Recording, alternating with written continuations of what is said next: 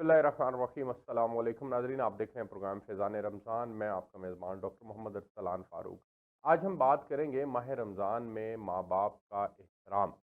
ये बेसिकली हमारा मौजू है। माह रमज़ान को इससे लिंक क्यों कर रहे हैं हम, इसके ऊपर भी तफसील से हम आगे जाके अपने प्रोग्राम के अंदर बात करेंगे। माँ बाप का एहतराम कितना ज़रूरी है, माँ बाप के एहतराम के फ़ज़ाइल क्या हैं, माँ बाप के औलाद के ऊपर क्या हकूक़ हैं, इसके ऊपर भी बात करेंगे। और औलाद जिसकी खिदमत माँ बाप मुसलसल करते हैं, उसको पैदा किया, पैदा करने के बाद वो जब तक बड़ा नहीं हो जाता, अपने पाँव पर खड़ा नहीं हो जाता, उसके लिए मुसलसल कोशिश करता है। वालिद अपनी तौर पर कोशिश करता है, माँ अपने तौर पर कोशिश करती है। और माँ को अल्लाह रब्बुल इज़्ज़त ने बाप के ऊपर फ़ौक़ियत दी है, माँ की खिदमत इतनी ज़्यादा है। और फिर अगर औलाद किसी वजह से माँ बाप का एहतराम ना करे, तो फिर उस औलाद के लिए वईद क्या है, इसके ऊपर भी आज के प्रोग्राम के अंदर बात करेंगे। मेरे साथ जो मेहमान मौजूद हैं, मैं बहुत मशहूर हूँ पीर वकास मुनव्वर मुजद्दिदी साहब का। आप मजहबी स्कॉलर हैं। पीर साहब, बहुत शुक्रिया आपका कि आपने वक्त दिया हमें।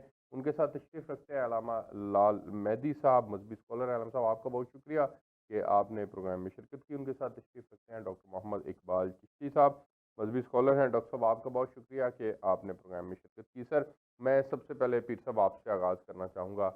और नबी पाक सल्लल्लाहु अलैहि वसल्लम की एक हदीस है जिसका मफ़हूम है कि आप सल्लल्लाहु अलैहि वसल्लम ने मिंबर रसूल पर पाँव रखा और फरमाया आमीन, दूसरे पर रखा फरमाया आमीन, तीसरे पर रखा फरमाया आमीन। सहाबा ने सवाल किया कि या रसूलल्लाह, आज हमने ये मुख्तलिफ मामला देखा। तो आप सल्लल्लाहु अलैहि वसल्लम ने फरमाया कि जिब्राईल अमीन मेरे पास आए थे और उन्होंने 3 बद्दुआएँ की हैं, और मैंने उन 3 बद्दुआओं के बदल में आमीन कहा है, उसमें तायद की है। उसमें से एक बद्दुआ ये थी कि जो अपने माँ बाप को बुढ़ापे में पाए और उनकी खिदमत ना करके जन्नत ना कमाए, उसके लिए हलाकत हो।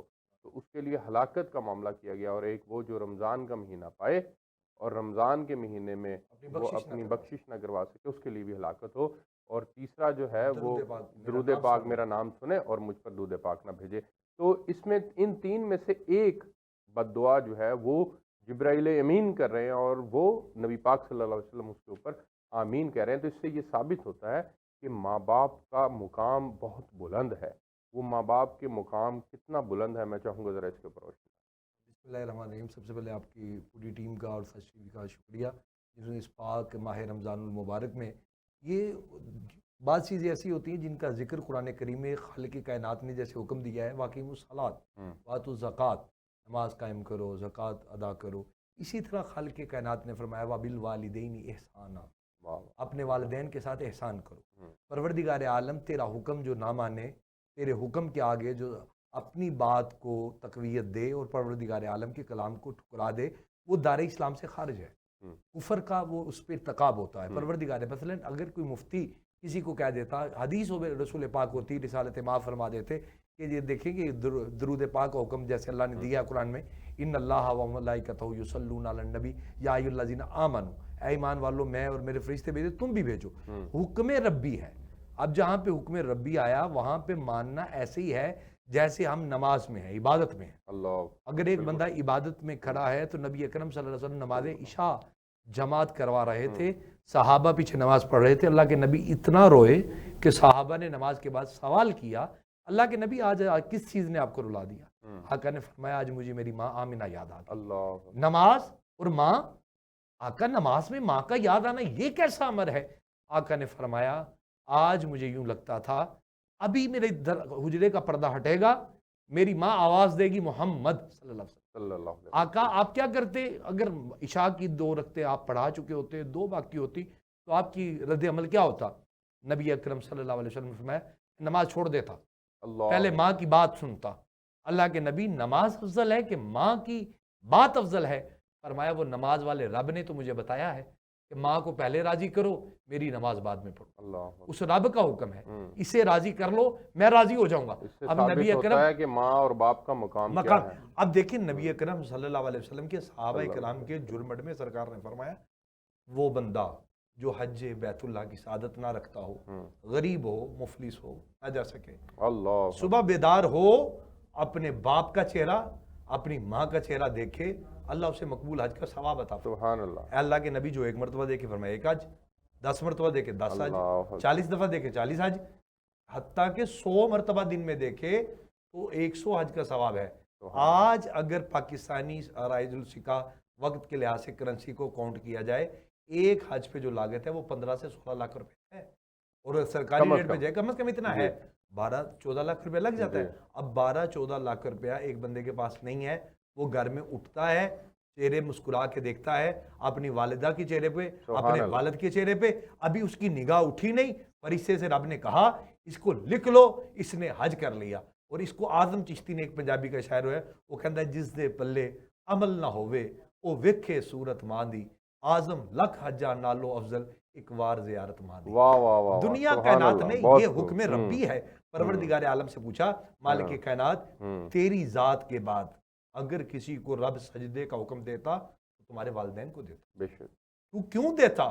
پروردگار عالم نے جہاں پہ اپنی عبادت کا حکم دیا ہے وہیں پہ کہا وَبِالْوَالِدَيْنِ احسان، جہاں پہ کہا کہ میری عبادت کرو، مجھ سے شریک کسی کو نہ ٹھہراؤ، ساتھ ہی 4 مقامات پہ پروردگار عالم نے اس حکم کو صادر فرمایا ہے۔ اور پروردگار عالم جب اعلان کر دیتا ہے، اب حکم ربی یہ تھا، اب المیہ یہ ہے کہ وہ بندہ جو ماہ رمضان کا روزہ تو رکھے، اور روزہ رکھ کے اپنی زبان سے اپنے والدین کو گالیاں نکال لے، وہ مناسب نہیں ہے، بالکل ٹھیک ہے۔ اور اپنے کلام محبت سے میں آگے بڑھنا چاہوں گا، اور ماں باپ کے مقام کے اوپر پیر صاحب نے بڑی تفصیل سے روشنی ڈالی۔ میں علامہ صاحب آپ کے پاس جانا چاہوں گا، اور میرے سامنے اس وقت قرآن پاک کی سورہ لقمان کے اندر اللہ رب العزت فرماتے ہیں، آیت کا ترجمہ ہے کہ اے بندے تم میرا اللہ کا شکر ادا کرو اور اپنے والدین کا شکر ادا کرو، تم تمام کو میری ہی طرف لوٹ کر جانا ہے۔ یعنی کہ اللہ کا بھی شکر ادا کرنا ہے، اور اولاد کے اوپر لازم ہے، اللہ نے قرآن میں فرما دیا کہ والدین کا بھی شکر ادا کرنا ہے۔ تو یہ میرے ناظرین کے لیے ذرا کائنڈلی سمجھائیے گا کہ والدین کے جو احسانات ہیں اولاد کے اوپر وہ کیا کیا ہیں، تاکہ ہم سب کے اندر یہ جذبہ پیدا ہو جائے کہ ہم اپنے والدین کا شکر ادا کرنے والے بنیں۔ بسم اللہ الرحمن الرحیم۔ سب سے پہلے میں آپ کے پروگرام کے توسط سے آپ کا اور آپ کی پوری ٹیم کا شکر گزار ہوں، اور بہت خوبصورت موضوع، اور جیسا کہ پیر صاحب نے فرمایا یہ کتنا بڑا مقام خالق کائنات والدین کو دے رہا ہے کہ اپنی اطاعت کے ذکر کے ساتھ والدین پہ احسان کی بات کی جا رہی ہے، اور یہ بات بڑا ایک قسم ایک نفیس نکتہ چھپا ہوا ہے کہ اپنی عبادت کے ذریعے وہ شرک سے بندوں کو روک رہا ہے، جی، اور پھر اپنے والدین کے ساتھ احسان جتا کر احسان کی جانب متوجہ کر کے انسان کو یہ متوجہ کیا جا رہا ہے کہ والدین کا احترام تمہیں شرک کی حدود میں نہیں آنے دے گا۔ جی، اور قرآن مجید کی جس آیت کی اپنے ترجمہ پڑھا، اس کی سعادت حاصل کی، وہ واضح طور پہ انسان کو یہ متوجہ کر رہے ہیں اس کے الفاظ کہ اے انسان تو عالم نیستی میں تھا،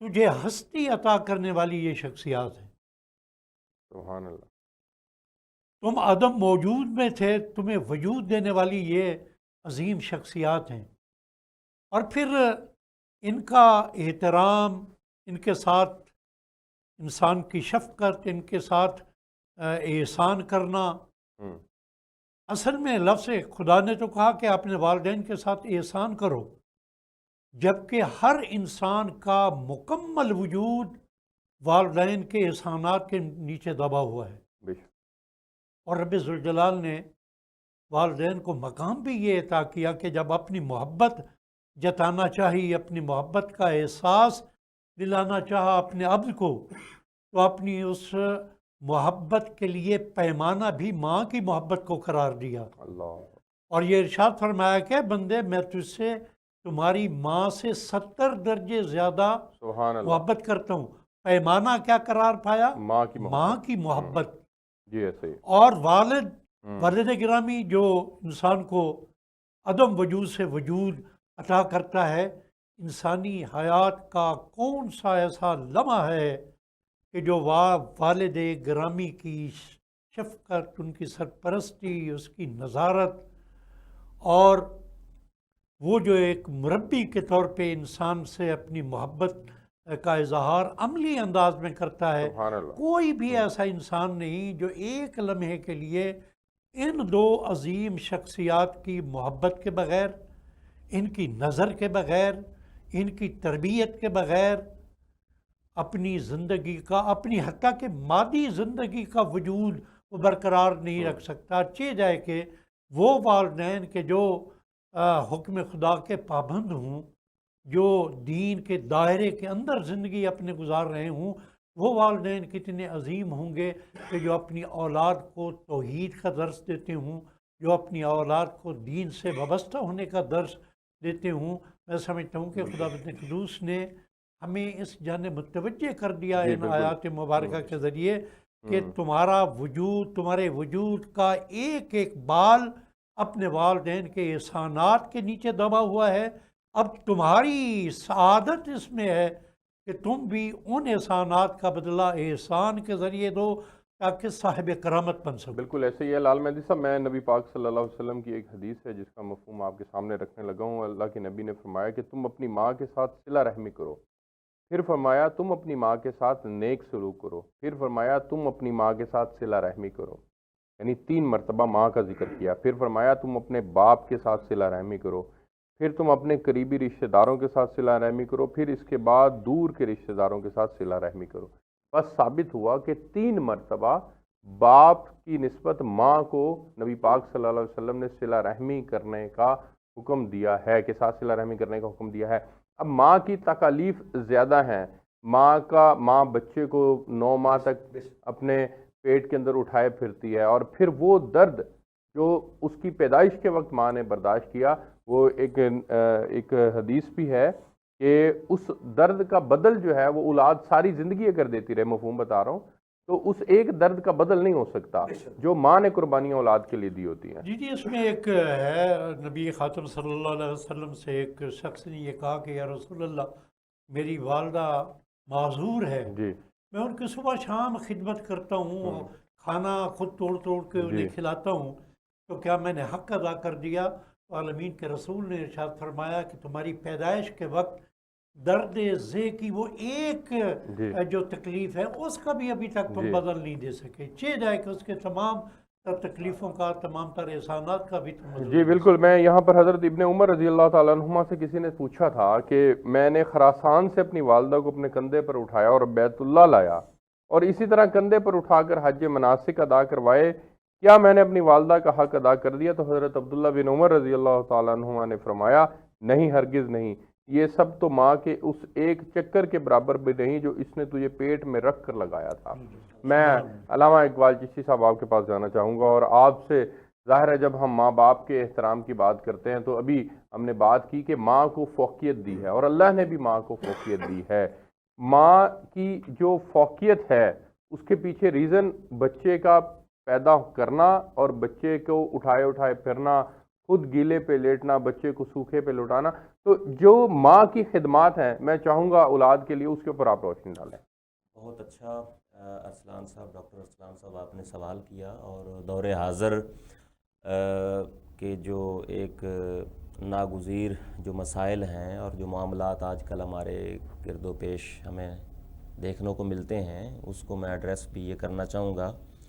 مجھ سے پہلے پیر صاحب اور علامہ لال مہدی صاحب نے بھی اپنا اظہار خیال کیا۔ دیکھیں، والدہ کے ساتھ زیادہ شفقت، زیادہ اس کے ساتھ احسان اور زیادہ اس کا حق وہ اس لیے کہا گیا ہے کیونکہ بچہ زیادہ باپ کی بنسبت والدہ کے ساتھ اٹیچڈ ہوتا ہے، ایک بات۔ اور صلہ رحمی کے حوالے سے آپ نے بات کی تو میں یہاں پہ اسی بات کا تسلسل لے کر ہی میں آگے بڑھنا چاہوں گا۔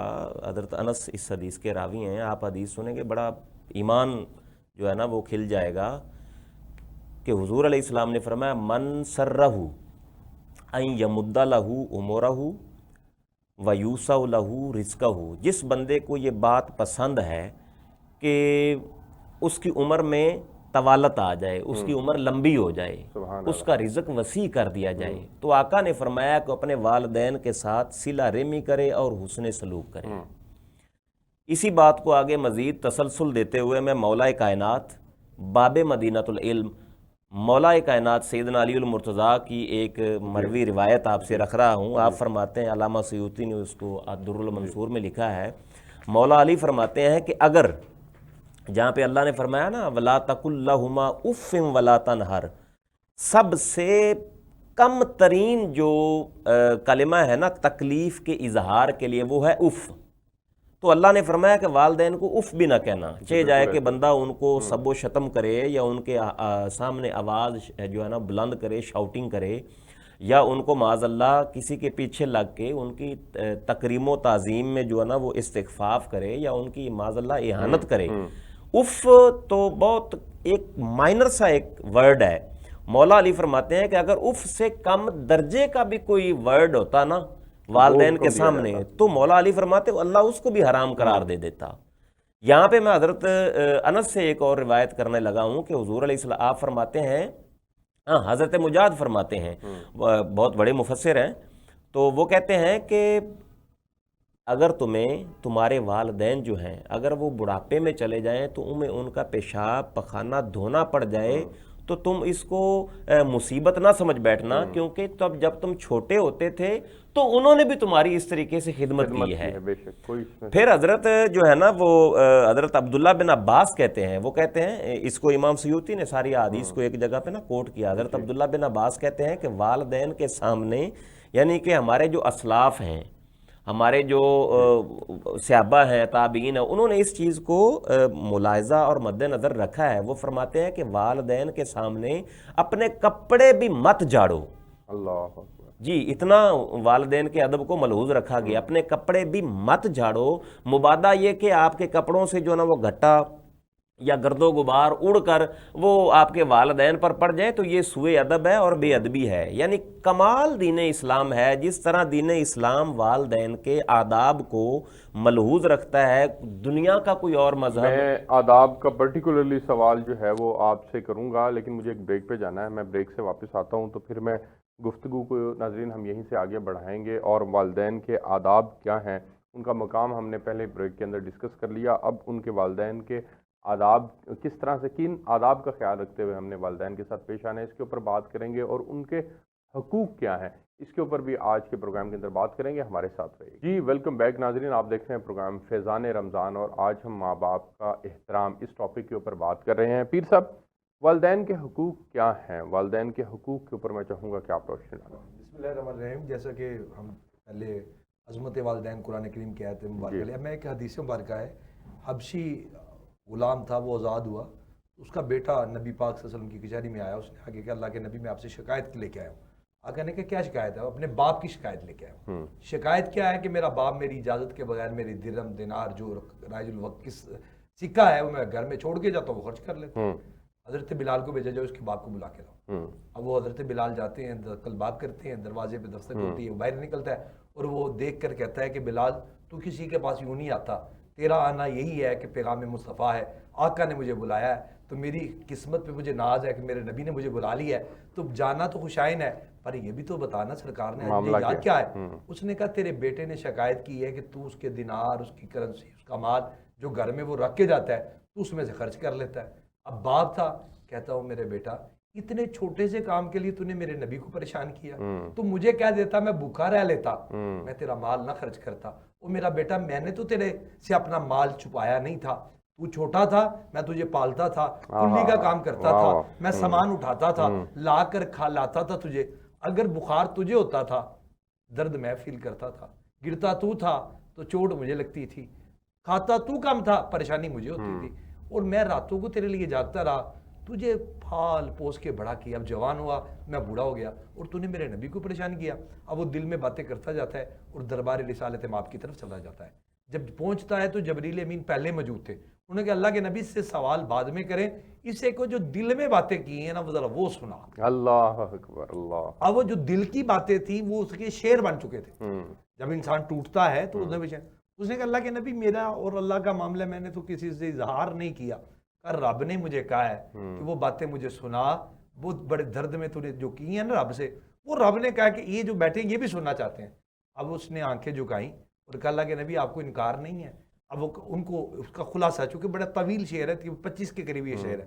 اب میں مختصر چونکہ ٹائم کی قلت ہے اس لیے please. اس کا خلاصہ میں لے رہا ہوں ہدف کے طور پہ.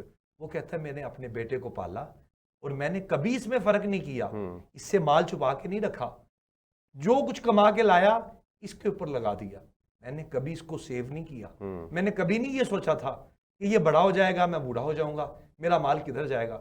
اللہ کے نبی آج یہ جوان ہے میں بوڑھا ہوں اور آج میں نے اس کا چند روپے خرچ کر لیے, اس نے آ کے آپ کو پریشان کر دیا.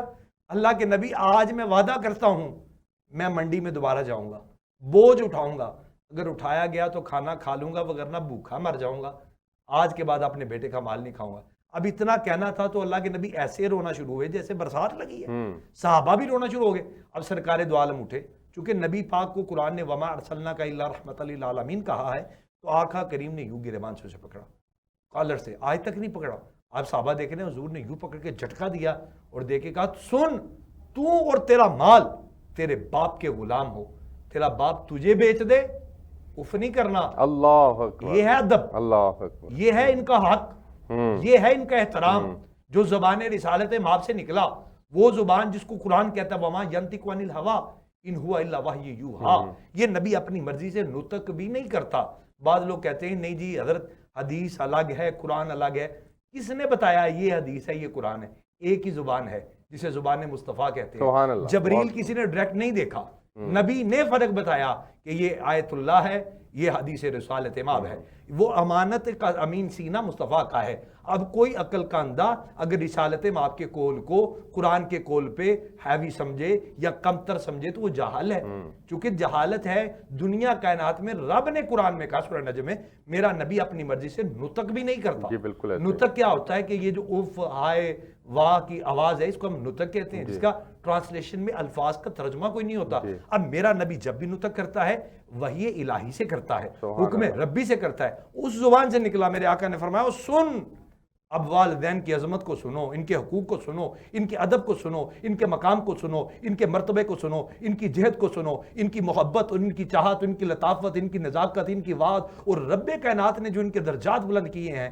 دنیا کے سارے مصنف کٹھے ہو جائیں کتابیں لکھنا شروع کریں وہ لکھ نہیں سکیں گے, شاعر نہیں لکھ سکیں گے, چونکہ جن کا مقام اللہ بیان کرے پھر رسالت ماب بیان کرے. سرکار نے فرمایا سن تو اور تیرا مال تیرے باپ کے غلام ہو, تیرا باپ تجھے بیچ دے انہیں آگے سے اف نہیں کرنا, تیرا مال تیرا سارا مال اجاڑ دے گلیوں میں بکھیر دے, تو نے اپنے باپ سے حساب نہیں مانگنا.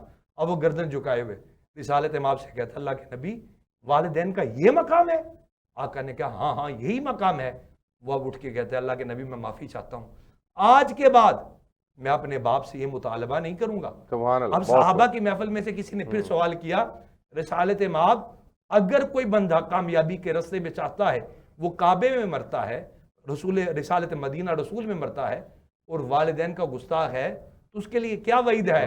آقا نے کہا فی النار الجہنم, وہ جہنمی ہے, اسے کعبہ فائدہ نہیں دے گا, اسے رسالت ماب کا شہر مدینہ فائدہ نہیں دے گا, اسے نجف اشرف امام حسین کا روضہ فائدہ نہیں دے گا, مولا مرتضیٰ کی محبت اسے فائدہ نہیں دے گی. کیوں نہیں دے گی؟ کیونکہ اگر وہ نصح قرآنی سے والدین کا گستاخ ہے, بالکل ٹھیک ہو گیا. اس کے اوپر بھی تفصیل سے بات کرتے ہیں کہ جو والدین کے نافرمان ہیں ان کے لیے کیا وعید ہے, اس کے اوپر بھی بات کریں گے. لیکن جو آپ نے واقعہ سنایا اس کی قرآن پاک کی روح سے اس کا ترجمہ میں آپ کے سامنے رکھنے لگا ہوں کہ اس طرح سے اف بھی نہ کہنے کا جو ذکر قرآن میں آیا ہے.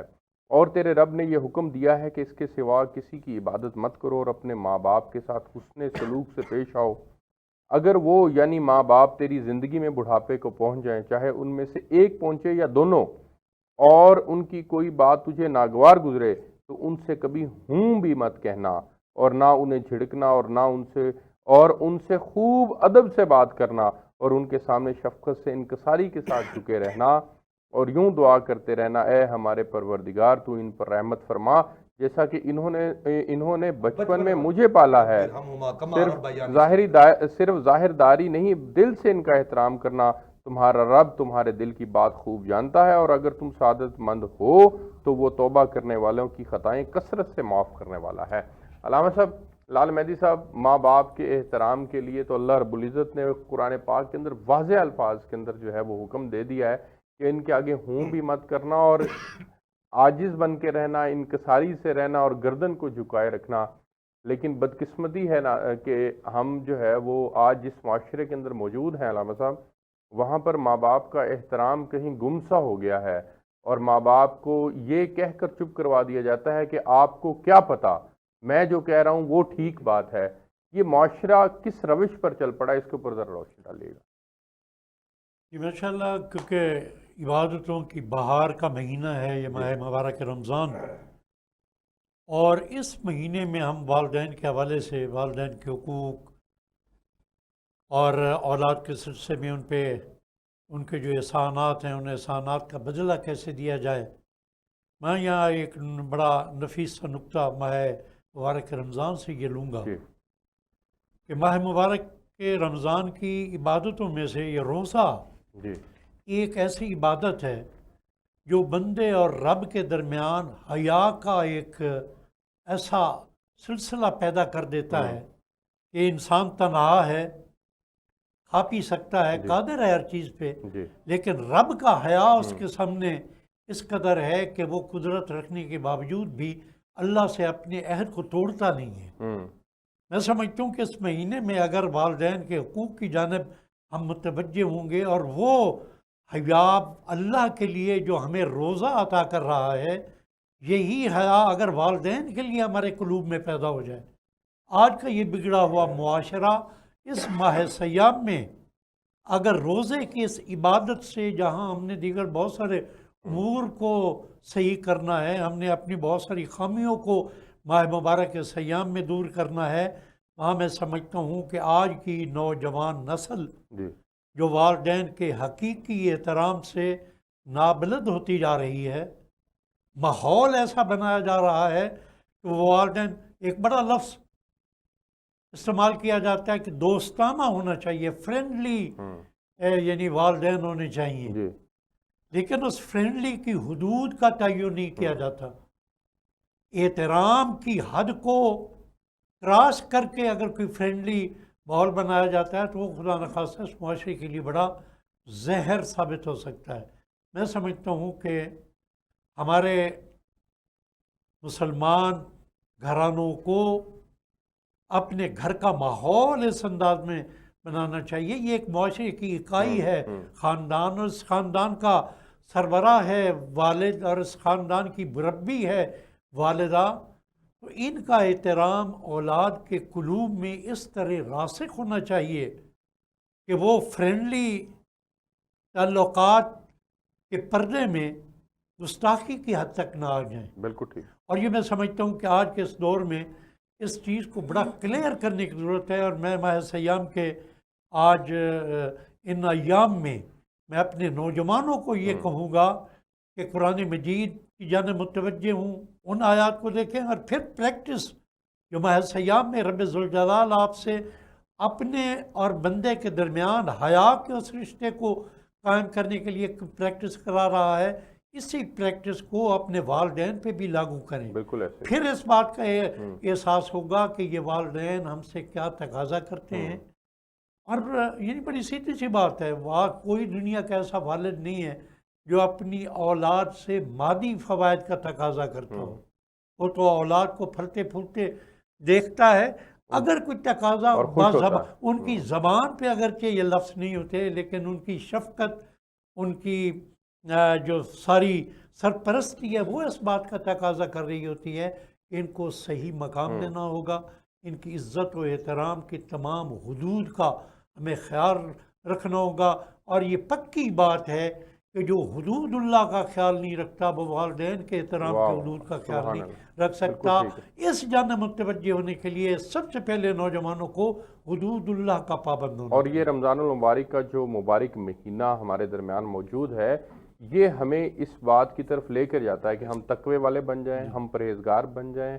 जब हम मुत्तकी बन जाएंगे, परहेज़गार बन जाएंगे, हुदूदुल्लाह का ख्याल रखने वाले बन जाएंगे, सीरत रसूल सल्लल्लाहु अलैहि वसल्लम पर अमल पैरा होने का शौक़ जज्बा हमारे अंदर पैदा होगा, तो यकीनन फिर हमें ये एहसास भी हमारे अंदर जन्म लेगा कि हमने अपने वालिदैन का एहतराम करना है। میں ڈاکٹر اقبال چشتی صاحب آپ کے پاس جانا چاہوں گا، اور چونکہ آپ پروگرام میں پہلے جب آپ گفتگو کر رہے تھے تو آپ آداب کے اوپر بات کر رہے تھے کہ والدین کے آداب کیا ہیں، وہ ایک تو تفصیل سے آپ آداب کے اوپر روشنی ڈالیں. دوسرا ایک عام کامن سوال، ایک عام آدمی جو کہ شاید اتنا دین سے واقف نہیں ہوتا، دینی تعلیمات سے واقف اس طرح سے نہیں ہوتا، اور وہ اگر یہ جاننا چاہے کہ والدین سے حسن سلوک کرنے کا طریقہ کار کیا ہے، اس کو کون سے مراحل سے گزرنا ہوگا، کیا کرنا ہوگا، اس کو اڈاپٹ کیا کرنا ہوگا، وہ حسن سلوک کس طرح سے جو ہے وہ والدین کے ساتھ کیا کرے تو کر سکتا ہے، اس کے اوپر بھی روشنی ڈالیں. ماشاءاللہ بہت دو سوالات آپ نے کر دیے. جی آپ کے سیکنڈ کویسچن کو میں فرسٹ نمبر پہ ایڈریس کرنا چاہوں گا. دیکھیں ایک سمپل سی بات ہے کہ بچہ پیدا ہوا تو والدین نے اس کو کس پروسیس سے لے کر کس طرح بچے کی ضروریات کا والدین نے خیال رکھا. بالکل ٹھیک. بچہ بول نہیں سکتا تھا، بچہ بس روتا تھا، اور جسٹ گیسچرز یعنی کہ اشارے کنائے بھی تب جب نہیں کر سکتا تھا تو والدین کو پتہ چل جاتا تھا کہ اس کو پین کہاں پہ ہے. والدہ کو پتہ چل جاتا کہ اس کو بھوک ہے، والدہ کو پتہ چل جاتا تھا اس کو دودھ چاہیے، اس کو کھانا چاہیے. یہ پروسیس سارا جو ہے، آج تھوڑا سا بندہ بڑا ہو جاتا ہے تو کہتا ہے والدین جانتے نہیں. جناب والدین آپ کو تب جانتے تھے جب آپ کو بولنا نہیں آتا تھا. جی بالکل ایسے. آج آپ بولنا شروع ہو گئے تو والدین کو کہتے ہیں کہ والدین کو تو پتہ نہیں ہے. یہ ساری فلسفی ایسے نا بوگس فلسفی ہے. اب حسن سلوک والدین کے ساتھ کیا ہے؟ دیکھیے ان کی جب وہ بوڑھے ہو جاتے ہیں، میں یہاں پہ حدیث نبوی کوٹ کرنا چاہوں گا کیونکہ ہر ایک چیز حضور علیہ الصلوۃ والسلام نے ایک بالکل نا ایسے جیسے پیرامیٹر کے اندر نا بیان فرما دی ہے، شرح و بسط کے ساتھ بیان فرما دی ہے. پروگرام کا بس ٹائم تھوڑا ہوتا ہے، لیکن میں ان میں سے دو چار چیزیں رکھنا چاہوں گا. نبی دو عالم صلی اللہ علیہ وسلم نے فرمایا کہ والدین کے آگے مت چلنا. اچھا دیکھیں نا، یہ سوء ادب ہو جاتا ہے جناب. ڈاکٹر صاحب آپ کسی کے آگے چلتے ہیں نا تو اونچی آواز میں بات مت کرنا، بات نہ کرنا، آنکھوں کو جھکائے رکھنا، اب دیکھیں نا یہ ساری چیزیں میں ادھر ہی جانا چاہ رہا ہوں. پہلے فرمایا کہ ان کے آگے نہیں چلنا. نمبر دو، ان سے شاؤٹنگ جو ہے نا لاؤڈ وائس کر کے بات نہیں کرنا. پھر فرمایا ان کو ان کے نام کے ساتھ نہیں پکارنا. ہم ایک دوسرے کو نام کے ساتھ پکار لیتے ہیں، لیکن زبان نبوت نے احترام والدین کو اتنی فوقیت دی ہے اور اتنا اس کا جو ہے نا وہ لحاظ رکھا ہے کہ نبی دو عالم صلی اللہ علیہ وسلم نے فرمایا ان کو نام کے ساتھ نہیں پکارنا. کیوں بھائی؟ نام کے ساتھ بھی پکاریں گے، فرینڈ ہونا تو بڑی دور کی بات ہے نا. لال مہدی صاحب گفتگو کر رہے تھے تو نام کے ساتھ بھی نہیں پکارنا کیونکہ یہ برا جو ہے نا وہ امپیکٹ جاتا ہے.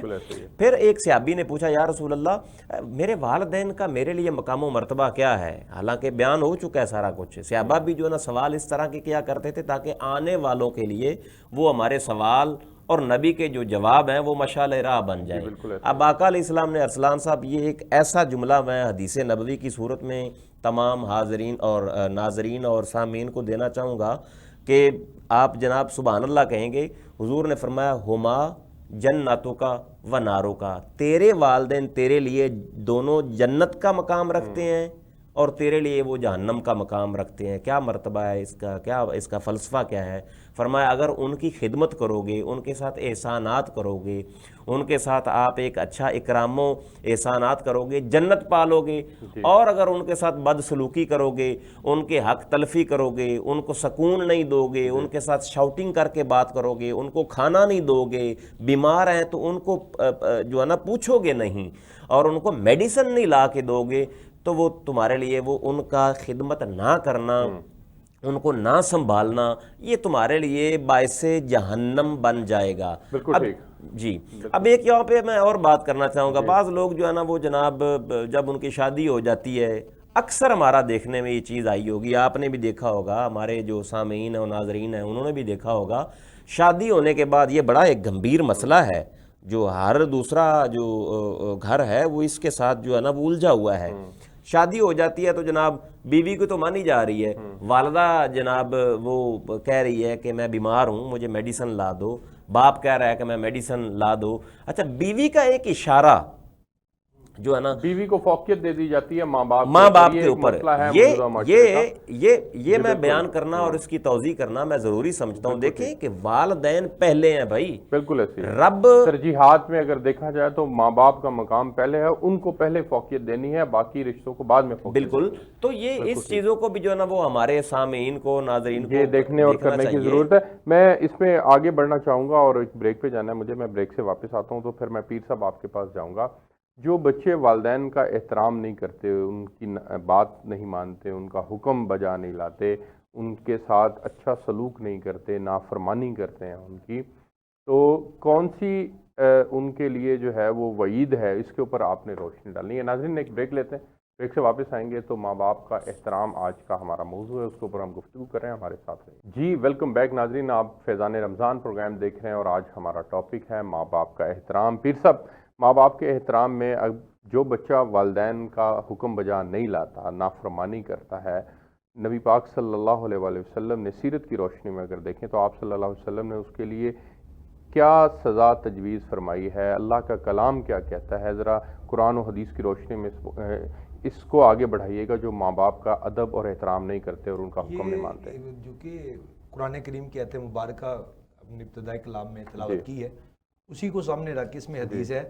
یہ ایک کرسچن تھے حضرت عبداللہ بن سلام, یہ ان کے پادری بھی تھے, اسکالر تھے.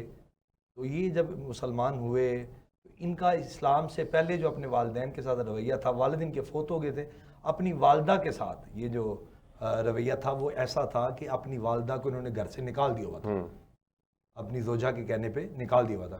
اب موت کا وقت قریب تھا, نبی اکرم صلی اللہ علیہ وسلم نے حضرت ابوبکر کو بھیجا کہ جاؤ جا کے تلقین وقت ندا ہے تو تلقین کرے, کلمے کا ورد کرو.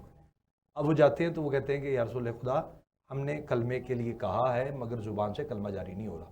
ہاں, کہنے کہ اس کی زوجہ کو بلایا جائے. بلایا, اس نے پوچھا کہ اس کے والدین میں سے کوئی زندہ ہے؟ اب زبان پہ کلمہ جاری نہیں ہو رہا تو اس کا کلمے کے ساتھ والدین کا کیا تعلق ہے؟ اللہ لوجک دیکھیں کہ سوال یہ پوچھنا چاہیے تھا, نماز پڑھتا ہے, زکوٰۃ دیتا ہے, حج کرتا ہے. اب اس کی بیگم اس کی تعریفیں کرنا شروع ہو گئی. اللہ کے نبی یہ حاجی بھی ہے, آپ کے ساتھ حج بھی کیا ہوا اس نے, عمرے بھی کیے ہوئے ہیں, زکوٰۃ بھی دیتا تھا, مجاہد بھی رہا ہے. نبی پاک نے فرمایا میں نے اس کے فضائل نہیں پوچھے, میں نے پوچھا اس کے والدین میں سے کوئی زندہ ہے؟ اس نے کہا اس کا باپ مر چکا ہے, اس کی ماں زندہ ہے.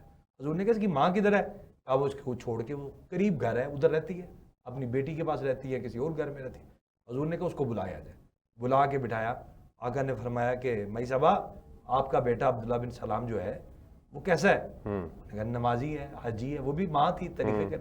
آقا نے کہا میں نماز حج کا نہیں پوچھ رہا, تیرے ساتھ کیسا تھا؟ اب ماں تھی, پھوٹ کے رونا شروع ہو گئی, بلکنا شروع ہو گئی. آقا یہ گھر پہ بات ہوئی تھی تو اس کی بیگم کے ساتھ میری کوئی طلق کلامی ہوئی, اس نے میرے اوپر ہاتھ اٹھایا, مارا نہیں, صرف ہاتھ اٹھایا, میں نے گھر چھوڑ دیا, میں نے گھر چھوڑ کے چلی گئی. تب سے میں نے صرف کلام نہیں کیا. نبی پاک نے فرمایا کہ مائی صاحبہ آپ اپنے بیٹے کو معاف کرتی ہیں؟ اس نے کہا میں اس کو معاف نہیں کرتی. نبی پاک نے فرمایا بلال لکڑیاں اکٹھی کرو. ماں تھی, آقا یہ لکڑیاں کیا کرنی ہیں؟ فرمایا ان کو جلاؤ اور اس کے بیٹے کو زندہ اس میں پھینک دو.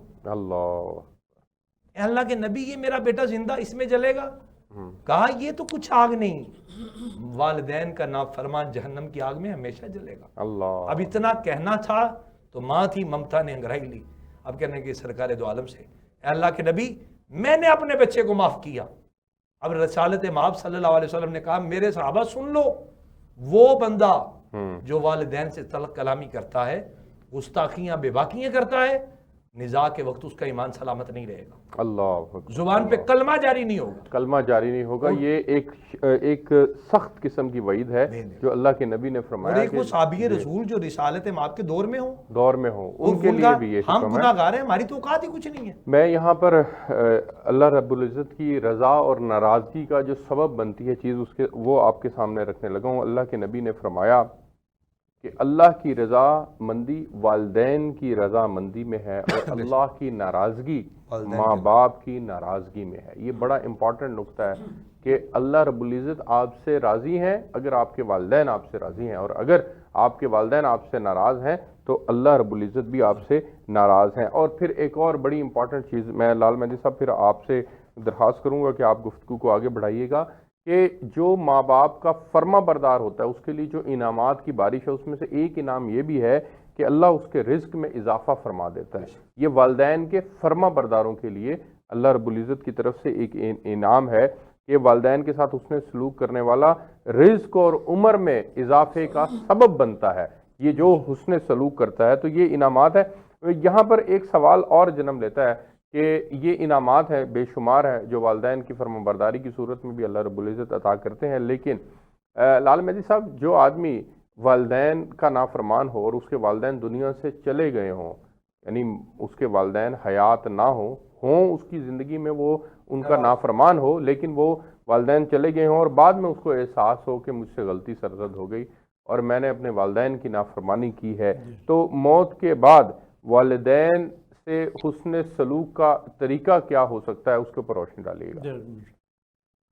اصل میں اسلام اپنے اس آفاقی نظام کو جی اس انداز میں قائم رکھنا چاہتا ہے کہ اس کا کوئی پہلو بھی ایسا تشنا نہ ہو کہ جس میں انسان کرامت کے دائرے میں داخل نہ ہو سکے۔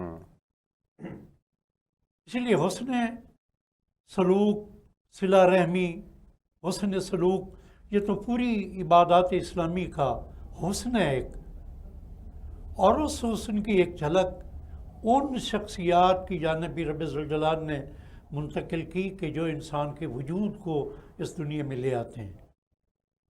آپ نے جو سوال کیا اس کا ایک پہلو، موجود ہیں والدین لیکن کسی اور کیفیت میں۔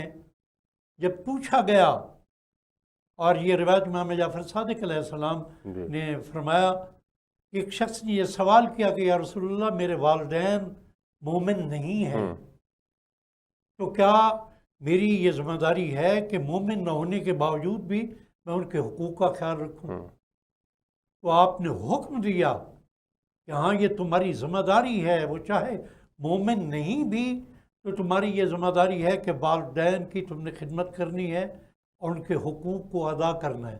اسی طرح ایک شخص دنیا میں والدین اس کو آگ کر دیتے ہیں، دنیا میں اس کی نافرمانی علماء کہتے ہیں کہ بعض لوگ دنیا میں آگ نہیں ہوتے، والدین کے جانے کے بعد والدین سے وہ آگ ہو جاتے ہیں، اس لیے کہ دنیا میں جانے کے بعد وہ حقوق جو والدین کے اس دنیا کے جانے کے بعد اولاد پہ ہیں، ان حقوق کو وہ ادا نہیں کر رہا ہوتا۔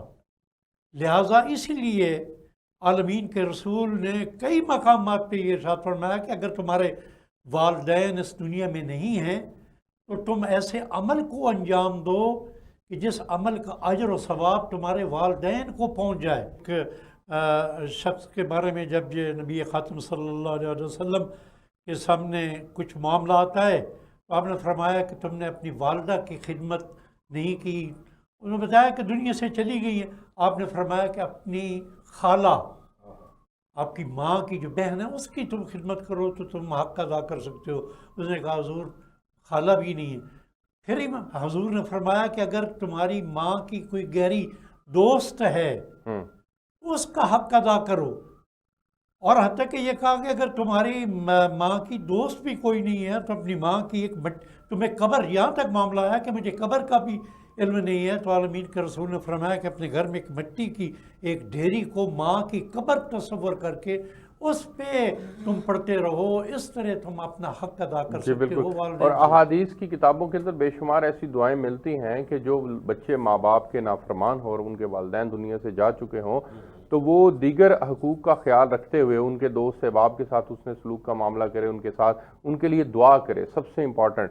اور ان دعاؤں کے اندر دعائیں یہ بھی ملتی ہیں کہ وہ یہ دعا بھی کرتا رہے کہ اے اللہ رب ارحمہما کما ربیانی صغیرہ، کہ اے میرے پروردگار تو میرے والدین پر رحم فرما جیسا کہ انہوں نے بچپن میں مجھ پر رحم فرمایا۔ یہ تو ڈاکٹر صاحب یہاں پہ اتنی بڑی قیمتی بات ہے کہ جتنے انبیاء گزرے سب سے زیادہ لمبی عمر جناب نوح علیہ السلام کی ہے، اور جناب نوح علیہ السلام کی تعلیمات کو اگر میں یہ کہوں تو ان کی ایک یہی دعا खुदावंद कुदूस ने कुरान में महफूज करके मकाम वालिदैन को वाज़ेह कर बहुत दिया। खूब।